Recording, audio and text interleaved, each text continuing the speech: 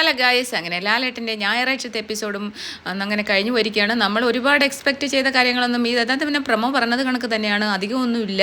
ലാലേട്ടൻ ഈ ആഴ്ചകളിൽ ഈ 2 എപ്പിസോഡുകളിലും ലാലേട്ടൻ നൈസായിട്ടങ്ങ് എല്ലാവരെയും തടവിക്കൊണ്ടങ്ങ് പോയി. എന്നാലും ഇടയ്ക്കൊക്കെ എവിടെയൊക്കെയോ ചിലവരെ മീൻസ് അനിമോളെ അങ്ങനെയുള്ള ആൾക്കാരോടൊക്കെ ചെറുതായിട്ടൊന്ന് ചൂടായിട്ടുണ്ട്. നൂറായൊക്കെ ലാസ്റ്റ് മൊമെൻറ്റിൽ ലാലേട്ടൻ അവരോട് പിണങ്ങി പോകുന്നൊരു സിറ്റുവേഷൻ വരെ ഉണ്ടായി. അപ്പോൾ എല്ലാം നിങ്ങൾ കണ്ടവരാണെങ്കിൽ പിന്നെ പറയേണ്ട കാര്യമില്ല. എന്നാലും എൻ്റെ ഒരു തോട്ട് ഞാൻ പറയണമല്ലോ. അപ്പോൾ ചാനൽ ഒന്ന് സബ്സ്ക്രൈബ് ചെയ്തിട്ട് എല്ലാവരും കാണണം കേട്ടോ. അപ്പോൾ എന്താണെന്ന് വെച്ചാൽ ഇന്നലത്തെ ലാലേട്ടൻ വന്നു, നല്ലൊരു സ്റ്റൈലായിട്ടുള്ളൊരു മുണ്ടൊക്കെ കൊടുത്തിട്ട് നല്ല അടിപൊളിയൊക്കെ ആയിട്ടാണ് ലാലേട്ടൻ വന്നത്. എന്നിട്ട് ലാലേട്ടൻ ഫസ്റ്റ് തന്നെ 50ാമത്തെ എപ്പിസോഡല്ലായിരുന്നല്ലോ, 50ാമത്തെ എപ്പിസോഡിൽ ഒരു കേക്ക് കൊടുത്തിട്ടുണ്ടായിരുന്നവർക്ക്. അങ്ങനെ കേക്ക് കട്ട് ചെയ്യിപ്പിച്ചു. റെനയെ കൊണ്ടാണ് കട്ട് ചെയ്യിപ്പിച്ചത്. കാരണം റെന ഇന്നലെ പോവുകയും ചെയ്തല്ലോ, അപ്പം എവിക്റ്റഡ് ആണ് എന്നുള്ളത് അവർക്കറിയാമല്ലോ. അപ്പോൾ അതുകൊണ്ട് തന്നെ റെനയാണ് കേക്ക് കട്ട് ചെയ്തത്. എല്ലാവരും കേക്ക് കട്ട് ചെയ്തു, ഭയങ്കര ഹാപ്പിയൊക്കെ ആയിട്ടായിരുന്നു. അതിനുശേഷം പിന്നീട് ഓരോരുത്തരെ ഇഷ്ടമുള്ള ആൾക്കാരെ, നമ്മളെ ഏറ്റവും കൂടുതൽ നമുക്ക് ഇഷ്ടമുള്ളതും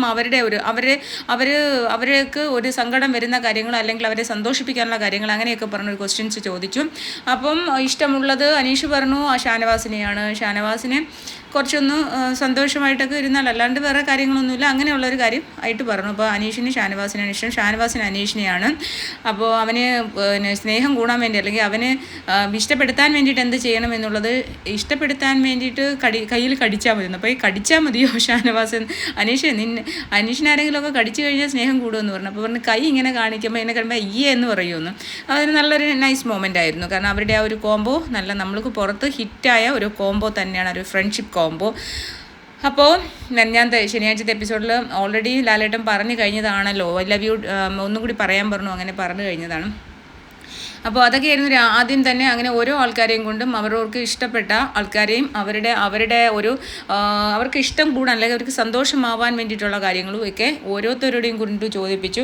അപ്പോൾ ഷാനവാസ് പിന്നെ അതിനുശേഷം റിഗ്രഷൻ, നിങ്ങൾക്ക് ഈ പിന്നെ എന്തെങ്കിലും നിങ്ങൾ എന്തുകൊണ്ടാണ് ഇവിടെ നിൽക്കുന്നത്, അല്ലെങ്കിൽ നിങ്ങൾ ഇവിടെ ചെയ്ത ഏറ്റവും വലിയ ഒരു ഗുണം, നിങ്ങൾക്ക് ഏറ്റവും നല്ലതായിട്ട് തോന്നിയ ഒരു കാര്യങ്ങൾ, അങ്ങനെയുള്ള ഒരു ക്വസ്റ്റ്യൻ. കാരണം ഇതൊരു ക്വസ്റ്റ്യൻ ആൻസർ ഇതുപോലെ തന്നെ ശനിയാഴ്ച ഓരോരുത്തരടുത്ത് ക്വസ്റ്റ്യൻ ചോദിച്ചു. അതുപോലെ തന്നെ ഇപ്പോൾ അവരെക്കുറിച്ച് അവർക്ക് വിലയിരുത്താനുള്ള ഒരു അവസരമാണ് കൊടുത്തത്. അപ്പോൾ ആർക്കെങ്കിലും ആരോടെങ്കിലും ഒരു സോറിയൊക്കെ പറയണമെന്നുണ്ടെങ്കിൽ പറയാൻ കിട്ടുന്ന അവസരമായിരുന്നു. അത് എന്തായാലും ലാലേട്ടൻ അങ്ങനെ ചെയ്തു. എന്തായാലും ഷാനവാസ് ആ ഒരു നിവിൻ്റെ ഷാനവാസിൻ്റെ ഒരു പ്രോബ്ലം ആയിരുന്നല്ലോ പുകഞ്ഞ് കത്തിയത്, വളരെ ഇൻ്റലിജൻ്റ് ആയിട്ട് ലാലേട്ടൻ കൈകാര്യം ചെയ്യുന്നത് തന്നെയാണ് എനിക്ക് തോന്നുന്നത്. പക്ഷേ അതിന് ക്ലാരിഫിക്കേഷൻ കൊടുക്കും. കാരണം അതിനെക്കുറിച്ച് കൂടുതൽ നമ്മൾ ഒരു ചെറിയ ഒരു മുറിവുണ്ടായാൽ അതിനെ ഇങ്ങനെ മാന്തി അതിനെ ഒരു പഴുത്തൊരു വലിയ വ്രണം ആക്കണ്ടല്ലോ എന്ന് കരുതി കാണും. ഇതെന്തായാലും ഒരു സെൻസേഷൻ ആയിട്ടുള്ള ഒരു പ്രോബ്ലം ആണല്ലോ. അപ്പോൾ അതുകൊണ്ടായിരിക്കാം ലാലേട്ടൻ വളരെ സ്മൂത്തായിട്ട് അത് കൈകാര്യം ചെയ്യാൻ ശ്രമിച്ചത്. ഇനി സ്മൂത്ത് ആവും എന്നുള്ളത് നമുക്ക് ലൈവിലൊക്കെ ഇനി അടുത്ത ലൈവിൽ ഇന്ന് മുതലുള്ള ലൈവിൽ കാണുമ്പോഴേ നമുക്ക് അറിയാൻ പറ്റൂ അതൊരു സ്മൂത്ത് ആയിട്ടുണ്ടെന്ന്. രാവിലെ തന്നെ ചെറിയ കാര്യങ്ങൾക്ക് അവിടെ പുകയാൻ തുടങ്ങിയിട്ടുണ്ട്. അപ്പോൾ എന്തായാലും നമ്മുടെ ഷാനവാസ് സോറി പറഞ്ഞു. കാരണം നിവിന് അങ്ങനെ ഒരു ഇമേജ് തകർക്കാൻ വേണ്ടിയിട്ടുള്ള കാര്യങ്ങളൊന്നുമല്ല, അവനതൊരു മോശമായിട്ട് പുറത്തേക്ക് പോകരുത്. അപ്പം ഞാൻ അങ്ങനെ പറഞ്ഞു പോയതിന് ഞാൻ റിയലി സോറി പറഞ്ഞു. അപ്പോൾ അത് ലാലേട്ടൻ പറഞ്ഞ ഒരു നല്ല കാര്യമാണ്. നമുക്കത് എനിക്ക് ഫീൽ ചെയ്ത കാര്യം എന്ന് പറഞ്ഞാൽ, നേരത്തെ തന്നെ ചിലപ്പോൾ കൺഫെഷൻ റൂമിൽ വിളിച്ചിട്ട് ഇവരോട് പറഞ്ഞിട്ടുണ്ടാവാം, രണ്ടുപേരും കോംപ്രമൈസ് ആക്കണമെന്ന് പറഞ്ഞിട്ടുണ്ടാവാം. കാരണം അവരുടെ ഒരു ബോഡി ലാംഗ്വേജിൽ എനിക്ക് അങ്ങനെ തോന്നുന്നു. നമ്മളെ അത് പ്രേക്ഷകനെ അത് കാണിക്കാഞ്ഞതായിരിക്കുമോ എന്നുള്ളത് എനിക്ക് അങ്ങനെ ഫീൽ ചെയ്തു കേട്ടോ. കാരണം അതുപോലെ തന്നെ നെവിനും തിരിച്ചും ഷാനവാസിനോടും ഒരു സോറി പറഞ്ഞിട്ടുണ്ട്. ഷാനവാസിക്ക നിങ്ങളുടെ കുറച്ചും കൂടി പ്രായം കൂടിയ ആളാണ്, പുള്ളിയോട് ഞാൻ എന്തെങ്കിലും അങ്ങനെ ചെയ്തിട്ടുണ്ടെങ്കിൽ ഏതെങ്കിലും രീതിയിൽ പുള്ളിക്ക് ഒരു വിഷമം തോന്നുന്ന രീതിയിൽ ഞാനിപ്പോൾ റിഗ്രറ്റ് ചെയ്യുന്നു, സോറി പറഞ്ഞിട്ടുണ്ട്. പിന്നീട് ഈ ഫുഡിൻ്റെ കാര്യം നമ്മുടെ ജിഷിനൊക്കെ ഫുഡിൻ്റെ ഒരു കാര്യങ്ങളുണ്ടല്ലോ, ആ ഫുഡിൻ്റെ കാര്യങ്ങളെക്കുറിച്ച് സംസാരിച്ച് ജിഷിനോട് പറഞ്ഞു ഓരോരാളും ഫുഡിനെക്കുറിച്ച് നമ്മളൊരു സ്ഥലത്ത് വരുമ്പോൾ നമ്മൾ സർവൈവ് ചെയ്യാനാണ്, കിട്ടിയ ഒരു റേഷൻ കൊണ്ട് എല്ലാവരും ജീവിക്കേണ്ട ഒരു അവസ്ഥയുണ്ടല്ലോ. പിന്നെ ഇവർ വെജിറ്റേറിയൻ ആയതുകൊണ്ട് എന്തെങ്കിലും അവരെയും കൂടി കുക്കിംഗ് ടീമിൽ ആരെങ്കിലും ഒരാളെയും കൂടി ഉൾപ്പെടുത്തി കഴിഞ്ഞാൽ അവർക്കുള്ള ഫുഡ് അവരും കൂടി ഉണ്ടാക്കിക്കോളുമല്ലോ എന്നുള്ളൊരിത് പറഞ്ഞു. അപ്പോൾ ഒനിയിൽ പറഞ്ഞു ഞങ്ങൾ ആദ്യം തന്നെ കുക്കിംഗ് ടീമിനെ വെച്ചിട്ട് ആദ്യം തന്നെ വെജിറ്റേറിയൻകാർക്കുള്ള ഫുഡ്, നോൺ വെജ് ഉള്ള സമയത്ത് വെജിറ്റേറിയൻകാർക്കുള്ള ഫുഡ് ആദ്യം ഉണ്ടാക്കി വെക്കാമെന്ന് പറഞ്ഞു. എന്തായാലും ലാലേട്ടൻ പറഞ്ഞു എന്തെങ്കിലും ഒരു പരിഹാരം ഉണ്ടാക്കൂ, ഞാൻ പക്ഷേ നിങ്ങളോടൊന്നും പറയുന്നില്ല, നിങ്ങൾക്ക് ഇഷ്ടമുള്ള കണക്ക് നിങ്ങളൊരു പരിഹാരം ഉണ്ടാക്കൂ എന്ന് പറഞ്ഞു. പിന്നീട് നമുക്കൊരു ഫണ്ണായിട്ട് തോന്നിയെന്ന് പറഞ്ഞാൽ 2 ടീമായിട്ട് തിരിച്ചിട്ട് ഇവർക്ക് ഒരു കഥാപ്രസംഗം അവതരിപ്പിക്കാനുള്ള ഒരു കൊടുത്തു. കാരണം ഈ ഒരു ബിഗ് ബോസ് ഹൗസിനെ ബേസ് ചെയ്തിട്ടുള്ളൊരു കഥാപ്രസംഗമായിരിക്കണമായിരുന്നു. ഒന്നാമത്തെ ടീം എന്ന് പറഞ്ഞാൽ അനിമോളുടെ ടീമായിരുന്നു, രണ്ടാമത്തെ ടീം അക്ബറിൻ്റെ ക്യാപ്റ്റൻസിയിലുള്ള ടീമായിരുന്നു. അപ്പോൾ അനിമോളുടെ ടീം യഥാർത്ഥത്തിൽ പറഞ്ഞാൽ ആരെയും ഒരുപാട് അങ്ങ് കളിയാക്കുകയോ പരിഹസിക്കുകയോ ചെയ്യാതെ തന്നെ വളരെ ഭംഗിയായിട്ട് അവർ കൊണ്ടുപോയി എന്നുള്ളതാണ്. കാരണം നമ്മളൊരു പാരഡി ഒരു പാട്ട് കഥാപ്രസംഗം എന്ന് പറയുമ്പോൾ മറ്റുള്ളവരെ വെച്ചിട്ട് പാട്ടൊക്കെ പാടണമല്ലോ. അപ്പോൾ പാട്ടൊക്കെ പാടുന്ന മറ്റുള്ളവരെ മാക്സിമം വേദനിപ്പിക്കാതെയാണ് അനിമോളുടെ ടീം ചെയ്തത്. പക്ഷേ അക്ബറിൻ്റെ ടീം എന്ന് പറഞ്ഞാൽ ഈ അക്ബറിൻ്റെ ക്യാരക്ടർ പോലെ തന്നെ വായിൽ വരുന്ന വളരെ നല്ല വർത്തമാനം വരില്ലല്ലോ. അപ്പോൾ അതനുസരിച്ച് എല്ലാവരെയും വളരെ മോശമാക്കിയിട്ട് അനീഷിനെയൊക്കെ മരവാഴ ഇതൊക്കെ വിളിച്ചിട്ടാണ് വളരെ മോശമായിട്ടാണ് അതങ്ങനെ പ്രസൻറ്റ് ചെയ്തത്. പെരുങ്കളി ജിസേലിനെയും അനിമോളെയും പെരുങ്കള്ളികൾ അങ്ങനെ ഓരോ ആൾക്കാരെയും വളരെ അതെനിക്ക് ഇഷ്ടപ്പെട്ടില്ല. കാരണം അക്ബറിൻ്റെ ഈ ക്യാരക്ടർ അങ്ങ് മാറ്റി പിടിക്കുന്നതായിരിക്കും നല്ലത്. ഇനിയും അക്ബർ അതേ കണക്ക് കാണിച്ചു കഴിഞ്ഞാൽ അക്ബർ നെഗറ്റീവ് ആവത്തുള്ളൂ. കാരണം അത് കഴിഞ്ഞു 50 ദിവസമായിട്ട് ഇനിയും മറ്റുള്ളവരെ ദുഷിക്കാതെ വളരെ ഫണ്ണായിട്ട് തന്നെ എല്ലാവർക്കും ചിരിക്കുന്ന രീതിയിൽ പരിഹാസത്തിൽ പറയാം. അല്ലാണ്ട് അവരെ വേദനിപ്പിക്കുന്ന രീതിയിലുള്ള വാക്കുകൾ മാക്സിമം ഉപയോഗിക്കാതിരിക്കുന്നതായിരിക്കും അക്ബറിന് നല്ലതെന്ന് എനിക്ക് തോന്നുന്നു കേട്ടോ. കാരണം എല്ലാം നമുക്ക് സഹിക്കാം. അതുപോലെ തന്നെ നിവിൻ ലാലേട്ടൻ വന്നപ്പോഴും നിവിൻ എന്തോ എടുത്ത് തിന്നുകൊണ്ടിരിക്കുന്നു. അപ്പോൾ ലാലേട്ടൻ ചോദിച്ചു. അപ്പോൾ ലാലേട്ടൻ പറഞ്ഞു നീ ഒരു കേക്ക്. ലാലേട്ടൻ അത് ഇഷ്ടപ്പെട്ടില്ല. നമ്മളത് കാണുന്ന നമുക്കും അത് ഇഷ്ടപ്പെടാതെ വന്നു. ലാലേട്ടൻ വന്നു. അപ്പോൾ ഇരുന്ന് സോഫയിലിരുന്ന് വേറെ എന്നിട്ട് കൈയൊക്കെ നക്കുന്നു. അപ്പോൾ ഉടനെ എന്ന് പറഞ്ഞാൽ 20 വയസ്സുള്ള ഒരു പയ്യനല്ല, 10-31 വയസ്സുള്ള ഒരാളാണ്. അയാൾക്ക് ഫാമിലി ആണെന്ന് പറയുന്നു. അയാൾ എന്നിട്ട് അവൻ സംസാരിച്ചൊരു കാര്യമുണ്ട്, ഞാനിത് ഉണ്ടാക്കി കാണിക്കുക എന്ന് പറഞ്ഞാൽ ഞാൻ നാരങ്ങയുടെ ആ ഒരു മാത്രമേ ഉള്ളൂ കറക്റ്റായിട്ട് ഞാൻ ചെയ്തത്, അതായിരുന്നു ഞാൻ, അത് മാത്രമേ ഉള്ളൂ ഞാൻ റിയൽ, ബാക്കിയെല്ലാം ഫേക്കാണ്. അപ്പോൾ ഫേക്കായിട്ടുള്ള ഒരാളുടെ ഇത് നമ്മൾക്കത് കണ്ട് രസിക്കേണ്ട ആവശ്യമുണ്ട്. എൻ്റർടൈൻ ചെയ്യാം, പക്ഷേ ഇതൊരു ഓവറാണ്. കാരണം 50 ദിവസമായിട്ട് മോഷണവും തീറ്റിയും മാത്രമാണ് നമ്മൾ കണ്ടുകൊണ്ടിരിക്കുന്നത്.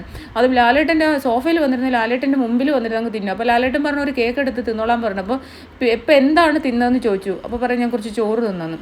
അത് കഴിഞ്ഞിട്ട് പിന്നെ വൈകുന്നേരം ആയപ്പോഴും കുറേ കോരിയിട്ട് തിന്നുന്നുണ്ട്. പിന്നെ രാത്രി 12:30 മണിക്ക് ഞായറാഴ്ച രാത്രി 12:30 മണിക്ക് നോക്കിയാൽ ബിരിയാണി വീണ്ടും പാതിരാത്രി ഇരുന്ന് കഴിക്കുന്നു. ഇപ്പോൾ രാവിലെ എഴുന്നേറ്റ് വീണ്ടും ഒരു കപ്പിനകത്ത് ഏതുകൊണ്ട് നിറച്ച് കൊണ്ടുവച്ചിരുന്നു. എപ്പോഴും തിന്നുവാണ്. കാരണം അത് കാണുമ്പോൾ തന്നെ നമുക്കൊരു ഇറിറ്റേഷനാണ്. അവിടെ ഫുഡില്ലാതെ ഉള്ള റേഷനിലാണ് എല്ലാവരും ജീവിച്ചത്. ആദ്യത്തെ ആഴ്ചകളിലൊക്കെ എങ്ങനെ ഇരുന്നത്, അതുകൊണ്ടായിരിക്കും മോഷ്ടിച്ച് വെച്ചിരുന്നത്. ആദ്യമൊക്കെ നമുക്കത് കാണുമ്പോൾ ഒരു രസമായിട്ടൊരു ഫണ്ണായിട്ട് എൻ്റർടൈൻ ആയിട്ടൊക്കെ തോന്നും. പക്ഷേ പിന്നീട് നമുക്കത് ഭയങ്കര ബോറായിട്ടാണ് തോന്നുന്നത്. എന്തായാലും അവരുടെ ഒരു ടീമിൻ്റെ ഒരു കഥാപ്രസംഗം എന്ന് പറയുന്നത് എന്തായാലും ഫണ്ണായിട്ട് അവർ ചെയ്തു. അനിമോള് അവതരിപ്പിച്ചത് അനിമോള് കാണിച്ചത് ഷാനവാസിനെയാണ്. ഷാനവാസ് മീശ പിരിക്കുന്നതും ആ ഒരു ഫൺ എല്ലാവരും എൻജോയ് ചെയ്തു അവരുടെ ആ ഒരു സെഗ്മെൻറ്റ്, ആ ഒരു കഥാപ്രസംഗ രീതി. കാരണം ആരെയും ഭയങ്കരമായിട്ട് വേദനിപ്പിക്കാത്ത രീതിയിൽ തന്നെ വളരെ നന്നായിട്ട് പോയി. പിന്നെ അതിനകത്ത് എനിക്ക് ഒരു ഇത്തിരിയായിട്ട് തോന്നിയെന്ന് പറഞ്ഞാൽ നമ്മുടെ ബിന്നി കളർ എന്തോ പറയുന്നത്, നമ്മുടെ ടോയ്ലറ്റിൻ്റെ കറ പിടിക്കുന്നത്. അപ്പോൾ വന്നല്ലോ ബിന്നി ഉണ്ടല്ലോ എന്നിങ്ങനെ പറയുന്നത്. കറ വന്നാൽ ബിന്നി ഉണ്ടല്ലോ എന്നുള്ളതാണെന്ന് അറിയില്ല. എന്നാലും അത് വളരെ മോശമായിട്ട് തോന്നില്ല. പക്ഷേ അക്ബർ എല്ലാവരെയും വളരെ മോശമായിട്ട് പരിഹസിക്കുന്ന രീതിയിലാണ് ആ പാരഡികൾ ഉണ്ടാക്കിയത്. പിന്നീട് നമ്മുടെ ആര്യൻ്റെ അടുത്ത് ആര്യൻ്റെ റിഗ്രഷൻ ചോദിച്ചപ്പോൾ അതെനിക്ക് അത്രയ്ക്ക് അങ്ങോട്ട് പിടിച്ചില്ല. കാരണം ആര്യൻ പറയണ ഈ 15 പേരെയും മാറ്റി നിർത്തി എന്നെ മാത്രം കാണിച്ച് ടി വിയിൽ കാണിച്ചു കഴിഞ്ഞാൽ പ്രേക്ഷകർ എന്നെ തന്നെ നോക്കിക്കൊണ്ടിരിക്കുന്നു. ഇവനെ എന്ത് നോക്കാൻ വാളിപ്പൻ ഇവനെ കാണണം. പിന്നെ സത്യം പറഞ്ഞാൽ ഇവൻ ഔട്ടാവേണ്ടതാണ്. ഈ ബിഗ് ബോസുകാരുമായിട്ട് ഇവൻ എന്തോ ഒരു ഡീലുണ്ട്, അതുകൊണ്ടാണ് ഇവനെ പിടിച്ചെടുത്തിരിക്കുന്നത്. അല്ലെങ്കിൽ അവൻ ഇന്നലെ ഔട്ടായി പോകേണ്ടതായിരുന്നു. എന്തിനാണ് ഈ ആര്യൻ കത്തൂറിയെ പിടിച്ച് നിൽക്കിയിരിക്കുന്നത് നമുക്ക് മനസ്സിലാവുന്നേയില്ല. അതുപോലെ തന്നെ ഇന്നലെ ആ ഒരു സംഭവം കിട്ടിയപ്പോൾ തന്നെ അവൻ മാല ഇട്ട് കൊടുക്കണം. അതൊരു ടാസ്ക് അല്ലേ. ആ ടാസ്ക് കൊടുത്തപ്പോൾ എനിക്ക് നിന്നെ കെട്ടണ്ട എന്ന് പറയുന്നത്. ഇവനെ ആരല്ലേ കെട്ടും എന്നുള്ളതാണ് ഒരു ലോക തോൽവി. അവൻ സ്കൂളിൽ പോയിട്ടില്ല. അവനെ എങ്ങനെയോ കാശ് കൊടുത്ത് 10ാം ക്ലാസ്സോ +2 അങ്ങോട്ട് അവർ എങ്ങനെയെങ്കിലും ജയിപ്പിച്ചു. കോളേജിൽ പോയിട്ട് ഫസ്റ്റ് ഇയർ കോളേജിൽ പോയിട്ട് അവിടെയും തോൽവിയായിട്ട് അവൻ പുറത്തു വരുന്നു. അവൻ അവിടെ പഠിച്ചില്ല, വെറും +2 ആണ്. അതും +2 ഒരു കാശ് കൊടുത്ത് അങ്ങോട്ട് ജയിപ്പിച്ചതാണ്. അവൻ തന്നെ പറഞ്ഞു അവൻ സ്കൂളിൽ പോയിട്ടില്ല.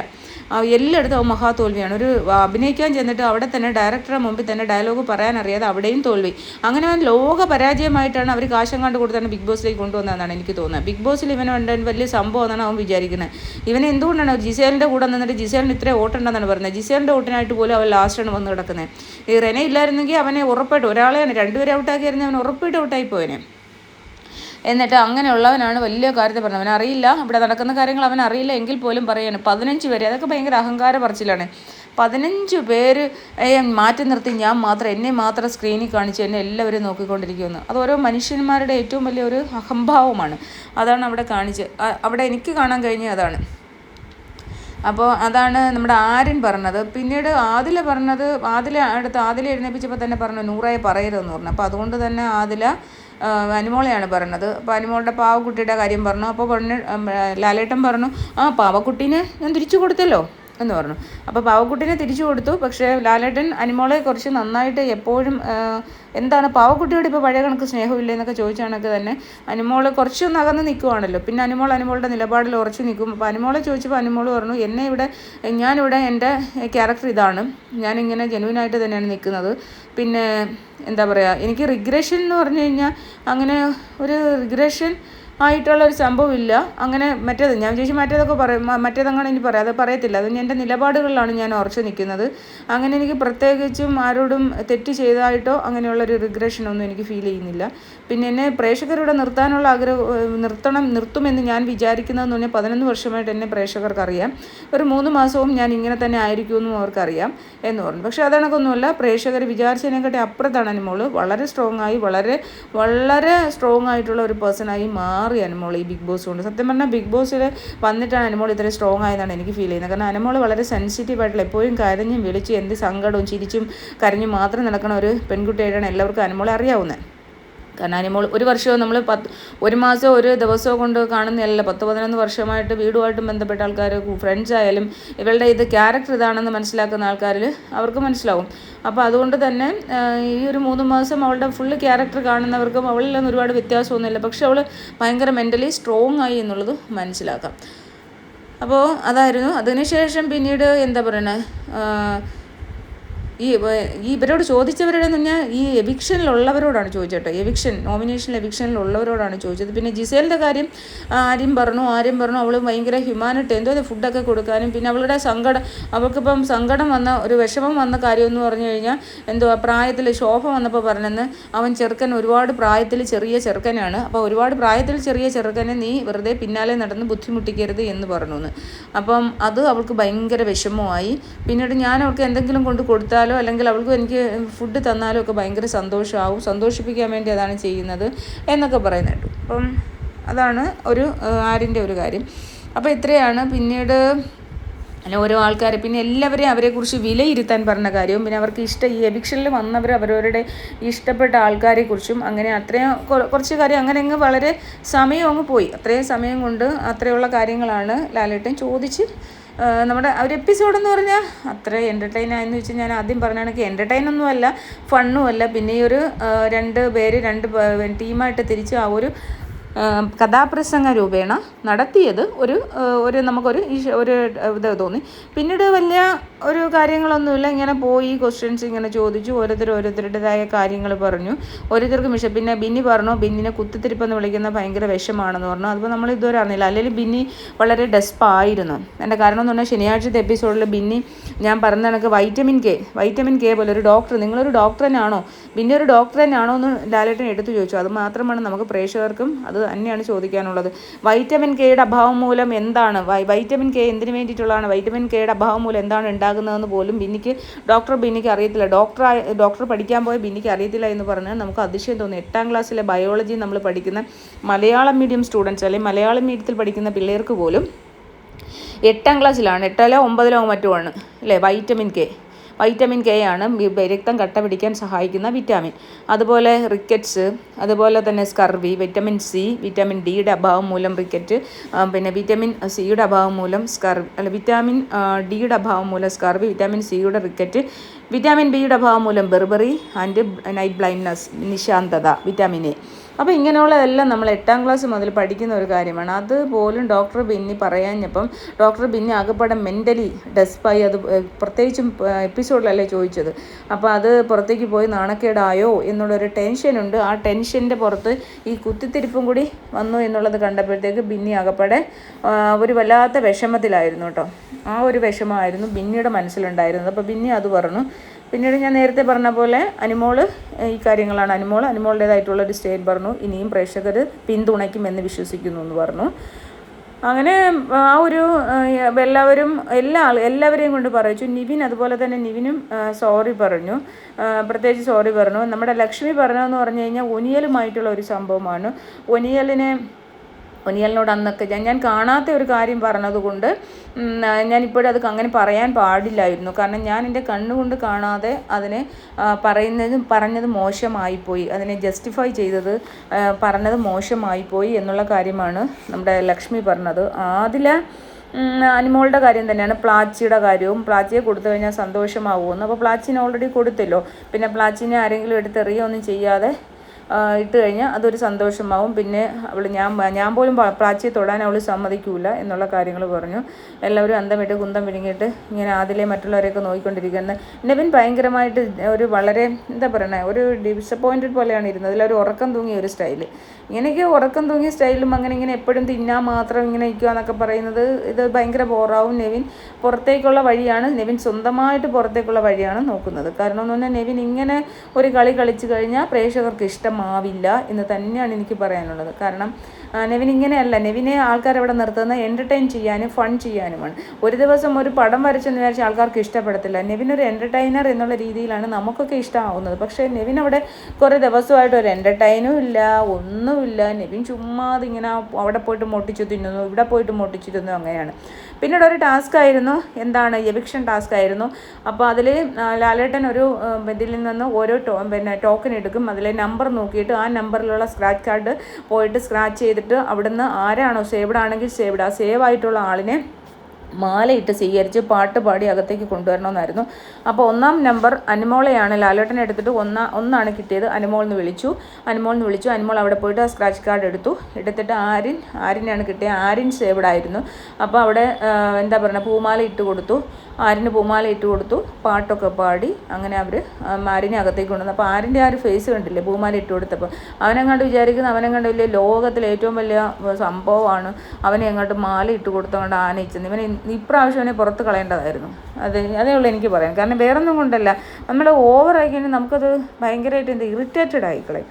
ഓവറാവാതെ കളിക്കണം മാന്യമായിട്ട്. ഒന്നാമത്തെ കാര്യം, ഒന്നിൽ ജിസേൽ, ഒന്നിൽ ആര്യൻ, അല്ലെങ്കിൽ അതേപോലെ തന്നെ ആദില അല്ലെങ്കിൽ നൂറ, ഇവരിൽ ആരെങ്കിലും ഓരോരുത്തരും മതി. ഇങ്ങനെയുള്ള രണ്ടുപേരും നമുക്ക് അവർ രണ്ടുപേരോട് കളിക്കുമ്പോൾ ഇത് ആരെങ്കിലും ഒരാൾ എങ്ങനെയാണ് കളിക്കുന്നത് നമുക്ക് അറിയാൻ പറ്റില്ല.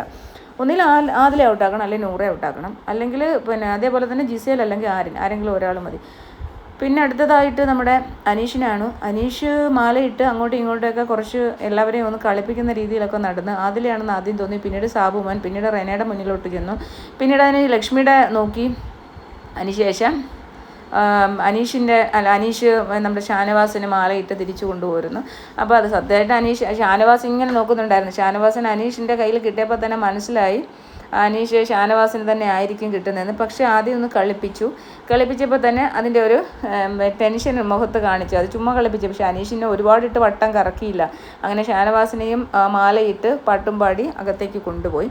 പിന്നെ കൊണ്ടുപോകുന്ന രംഗമൊക്കെയാണ് നിങ്ങൾ കാണുന്നത്. ഭയങ്കര രസമുണ്ടായിരുന്നു. നിങ്ങൾ കണ്ടിട്ടുണ്ടെങ്കിൽ ഭയങ്കര രസമുണ്ടായിരുന്നു. എനിക്കത് ഭയങ്കരമായിട്ട് ഇഷ്ടപ്പെട്ടു. അതുപോലെ തന്നെ എല്ലാവരെയും ഓരോരുത്തരെയും കൊണ്ടുപോകുന്ന രംഗം വളരെ നല്ലതായിരുന്നു, വളരെ നല്ല രസമുണ്ടായിരുന്നു. പിന്നീട് മൂന്നാമതായിട്ട് വന്നതെന്ന് പറഞ്ഞു കഴിഞ്ഞാൽ നമ്മുടെ സാബുമാനെ കൊണ്ടുപോകാനായിട്ട് ജിഷ്നായിരുന്നു. അപ്പോൾ ജിഷിനും ഭയങ്കര, എനിക്ക് സാബുമാൻ ഒരിക്കലും പ്രതീക്ഷിച്ചില്ല. സാബുമാൻ എന്താ പറയണേ, രക്ഷപ്പെടുമോ അല്ലെ പ്രേക്ഷകർ ഇഷ്ടപ്പെടുമോ എന്ന് ഒരിക്കലും പ്രതീക്ഷിച്ചില്ല. സാബുമാൻ്റെ ആ ഒരു ഫേസിൽ എക്സ്പ്രഷൻ കണ്ടിട്ട് സത്യം പറഞ്ഞാൽ ഞാൻ ചിരിച്ച്. കാരണം സാബുമാൻ എക്സ്പെക്റ്റ് ചെയ്യുന്നേ ഇല്ല. ബാക്കിയുള്ളവരെല്ലാം അവിടെ നിൽക്കുമ്പോൾ തന്നെ മാലയിട്ട് തന്നെ സേവ് ആക്കുക എന്ന് പറഞ്ഞാൽ സാബുമാൻ ഒന്നും ചെയ്തില്ലെന്ന് സാബുമാന് തന്നെ അറിയാം. പക്ഷേ സാബുമാൻ്റെ ആ ചിരിയും അതുപോലെ തന്നെ ഇതുവരെയുള്ള, ഇനി നാളെ സാബുമാൻ്റെ സ്വഭാവം എന്താണെന്ന് നമുക്ക് അറിയത്തില്ല, ഇന്നസെൻസിയും അതുപോലെ തന്നെ ആ ഡാൻസും പിന്നെ ആ ഒരു ടാസ്കിലുള്ള ആ പ്രതിമയായിട്ടുള്ള നിൽപ്പും എല്ലാം പ്രേക്ഷകർക്ക് ഇഷ്ടപ്പെട്ടത് കൊണ്ട് തന്നെയാണ് സാബുമാൻ വോട്ട് കൊടുത്ത് സാബുമാനെ മുന്നിലേക്ക് എത്തിച്ച്. പിന്നെ ആൾക്കാരുടെ ഒരു ഇതെന്ന് പറഞ്ഞാൽ ആരിനെയും അതുപോലെ തന്നെ നെവിനെയും പുറത്താക്കാൻ വേണ്ടിയിട്ട് കുറച്ച് പേരെങ്കിലും ശ്രമിച്ചു. അതിൻ്റെ ഭാഗമായിട്ട് സാബുമാൻ വോട്ട് കിട്ടിയിട്ടുണ്ട്. ഞാൻ സാബുമാൻ വോട്ട് ചെയ്ത ഒരാളാണ്. അപ്പോൾ അതുകൊണ്ട് തന്നെ അങ്ങനെയും കുറേ വോട്ട് സാബുമാനെ കിട്ടിയിട്ടുണ്ട്. അതുകൊണ്ട് തന്നെ സാബുമാൻ സേഫായി പോയി. ലാസ്റ്റ് ഡേ ഒക്കെ ഞാൻ സാബുമാനാണ് 2 ദിവസം വോട്ട് ചെയ്തത്. അപ്പോൾ ഞാൻ മറ്റുള്ളവരോട് പറഞ്ഞു വോട്ട് ചെയ്യിച്ചു. കാരണം എന്ന് പറഞ്ഞു കഴിഞ്ഞാൽ ഇവർ ഈ ആരിനെയൊക്കെ പുറത്തായി പോട്ടെ എന്ന് വിചാരിച്ചാൽ, പക്ഷേ റെനയ്ക്ക് ആരും വോട്ട് ചെയ്യാനായിട്ട് തയ്യാറല്ല. റെന ഏറ്റവും അവസാനമായിരുന്നില്ല. പക്ഷേ വോട്ട് സാബുമാന് കിട്ടിയപ്പോഴത്തേക്ക് മറ്റുള്ളവർക്ക് വോട്ട് കയറി റെന ഇങ്ങ് പുറകിലായിപ്പോയി. അതാണ് സംഭവിച്ചത്.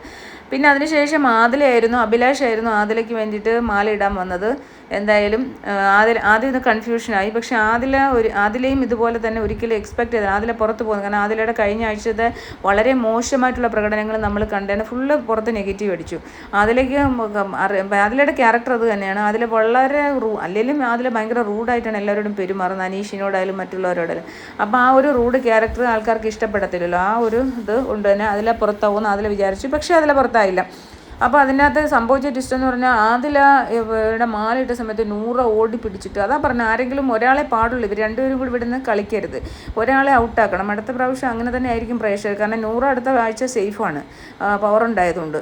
അതിൽ അടുത്ത പ്രാവശ്യവും ഉറപ്പായിട്ടും വരും. ഇപ്പം നൂറയുടെ ആൾക്കാർ പോയി വോട്ട് ചെയ്യാതിരിക്കുക, കാരണം നൂറയാണ് സ്ട്രോങ് കളിക്കാരി, അപ്പോൾ നൂറ ഒറ്റയ്ക്ക് കളിക്കട്ടെ.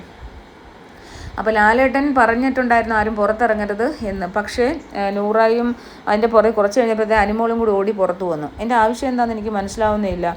പുറത്ത് വന്ന് കെട്ടിപ്പിടിച്ചു. എന്തായാലും ലാലേട്ടൻ അത് ഇഷ്ടപ്പെട്ടില്ല. ലാലേട്ടനെ ഇഷ്ടപ്പെടാന്ന് പറഞ്ഞാൽ കെട്ടിപ്പിടിച്ചു. നൂറായ്ക്ക് തിരിച്ച് ആ മാല കൊണ്ടുവന്ന് നൂറായ്ക്ക് ഇട്ട് കൊടുത്തു. അങ്ങനെ അവരുടേതായിട്ടുള്ള ഒരു കുറച്ച് പ്രഹസനങ്ങളുണ്ടല്ലോ, ആ പ്രഹസനങ്ങളാണ് അവിടെ കാണിച്ചു കൂട്ടുന്നത്. ഈ പിള്ളേരെന്ന് പറഞ്ഞു കഴിഞ്ഞാൽ ഭയങ്കര അടവ് പിടിച്ച പിള്ളേരാണ്.